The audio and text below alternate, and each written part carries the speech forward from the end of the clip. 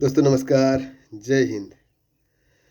दोस्तों बात कर रहे हैं 8वें वेतन आयोग से जुड़ी जानकारी। किस दिन होगा लागू और 8वां वेतन में लेवल 1 से 18 के कर्मचारी को कितना बढ़ेगा सैलरी। सिर्फ 1 से 18 के कर्मचारियों की इतना बढ़ सकता सैलरी कि आप सोच नहीं सकते हैं। बस इंतज़ार है 2026 का। सरकारी कर्मचारियों के लिए लंबे समय से प्रतीक्षित 8वें वेतन आयोग की घोषणा आखिरकार हो गई है। केंद्र सरकार ने जनवरी 2025 में ही नए वेतन आयोग की मंजूरी दे दी थी और अब इसकी सिफारिशें 1 जनवरी 2026 से लागू होने जा रही है।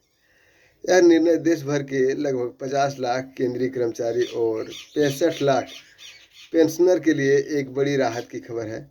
8वें वेतन आयोग के लागू होने से सरकारी कर्मचारियों की तनख्वाह में जबरदस्त इजाफा होने की उम्मीद है।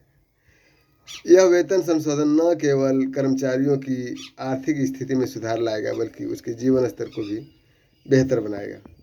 विभिन्न स्तर के कर्मचारियों की सैलरी में बहुत ज़्यादा इजाफा हो जाएगा। जी हाँ दोस्तों, 8वें वेतन आयोग के तहत अलग अलग स्तर के कर्मचारियों की सैलरी में महत्वपूर्ण बढ़ोतरी होने वाले है।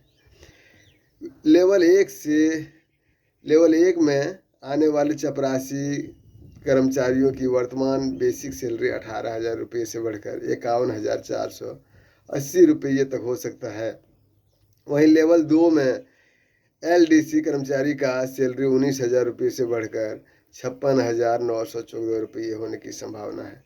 लेवल 3 के कांस्टेबल कर्मचारियों की मौजूदा सैलरी 21,700 रुपये से बढ़कर 62,262 रुपये हो सकता है। सबसे उच्च स्तर पर लेवल 18 आते हैं। लेवल 18 में आने वाले IPS अधिकारियों और सचिव की सैलरी 2,50,000 रुपये से बढ़कर 7,15,000 रुपये तक पहुंचने की उम्मीद है। यह वृद्धि सभी स्तर के कर्मचारियों के लिए महत्वपूर्ण आर्थिक राहत साबित होगी। पेंशनर जो है उसका भी फायदा होगा बहुत ज़्यादा। सरकारी कर्मचारियों की सैलरी बढ़ने के साथ साथ पेंशनर को भी इस वेतन में काफ़ी लाभ होने की संभावना है। 8वें वेतन आयोग के लागू होते ही पेंशनर की न्यूनतम पेंशन में भी जबरदस्त इजाफा होगा। वर्तमान में जो न्यूनतम पेंशन 19,000 रुपये है वह बढ़कर 25,740 रुपया हो सकती है। यह वृद्धि उन सभी रिटायर्ड कर्मचारियों के लिए बेहद खुशी की बात है जो अपनी छोटी जीवन में पेंशन से जीवन यापन करने में कठिनाई झेल रहे थे। इससे उसके जीवन स्तर में काफ़ी सुधार आएगा और वे अपने बुनियादी ज़रूरतों को आसानी से पूरा कर सकेगा। फिटमैन फैक्टर की गणना और विवाद। जी हाँ दोस्तों, फिटमैन फैक्टर में कैसे गणना होता है और इसका क्या विवाद चल रहा है, ये जानना काफ़ी दिलचस्प है। नए वेतन आयोग में फिटमैन फैक्टर एक महत्वपूर्ण भूमिका निभाता है, जिसके आधार पर कर्मचारियों की नई सैलरी तय होती है। फिटमैन फैक्टर एक गुणांक होता है जिससे मौजूदा बेसिक सैलरी को गुणा करके नई सैलरी निकाली जाती है। अगर 18,000 रुपये बेसिक सैलरी वाले कर्मचारियों के लिए 2.57 का फिटमैन फैक्टर लागू होता है तो उसकी नई सैलरी 46,260 रुपये होगी। लेकिन कर्मचारी संघों की मांग है कि फिटमैन फैक्टर कम से कम 2.86 होनी चाहिए, जिससे 18,000 रुपये वाले कर्मचारी की सैलरी 51,480 रुपये हो जाए। इस मामले में कर्मचारी यूनियन और सरकार के बीच चर्चा जारी है।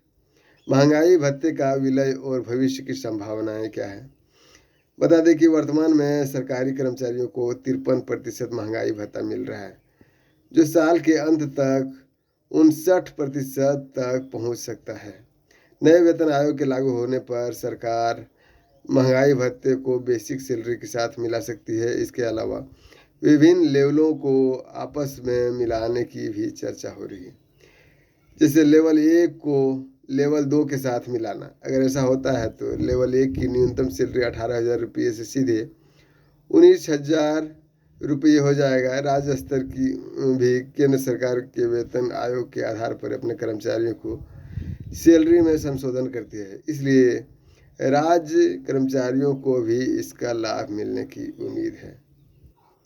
तो ये थी दोस्तों अभी अभी तुरंत का ताज़ा खबर, और ये तय माना जा रहा है कि 2026 में 8वां वेतन आयोग एकदम से लागू हो जाएगा, और उसका जो है एरियर बना के देगा। अगर तुरंत नहीं सरकार दे पाए तो एरियर बना के देना पड़ेगा। वही बात करें 18 महीने का जो डीए बकाया है 2019 में कोरोना काल का, वो सरकार देने की नाम नहीं ले रही है। कर्मचारी संघ ने बार बार आवाज़ उठा रहा है, लेकिन इस तरह का कोई भी सूचना अभी तक नहीं आया है कि सरकार 18 महीने का एरियर बकाया जो है वो देगा।